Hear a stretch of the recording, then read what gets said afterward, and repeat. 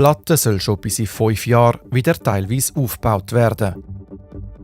Das ist ein Teil vom ambitionierten Plan, den der Gemeinderat der Blattner Bevölkerung vorgestellt hat. In einer ersten Phase, schon bis nächstes Jahr, sollen die unversehrten, aber abgeschnittenen Weiler neu erschlossen werden, also mit einer provisorischen Strasse, Strom und Wasser. Dann soll die Freilegung vom verschütteten Dorfkern starten. Der See wird entleert und Schutzbauten werden erstellt, so der Plan.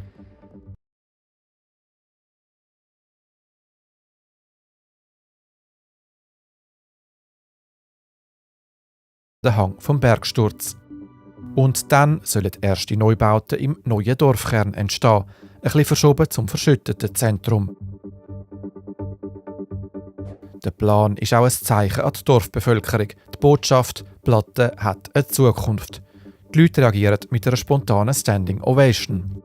Wie habt ihr die Leute wahrgenommen heute? Hat ihnen das Hoffnung gegeben?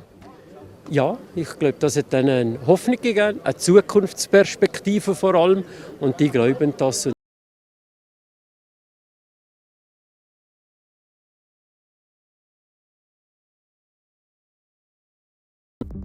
Noch immer ist der Berg instabil und es drohen jederzeit neue Felsstürze.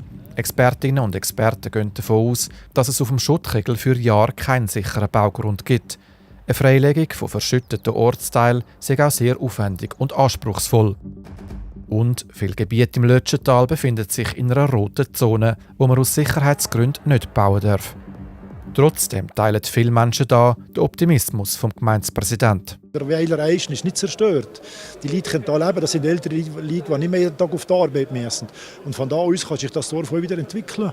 Sie, die aber alles verloren haben, stellen sich darauf ein, dass es noch Jahre geht, bis sie wieder eine fixe Heimat haben, trotz ambitioniertem Zeitplan. Also ich werde warten. Bin ich etwas älter, aber ich werde noch 5 oder 6 oder 7 Jahre warten. Ich gehe nicht weg.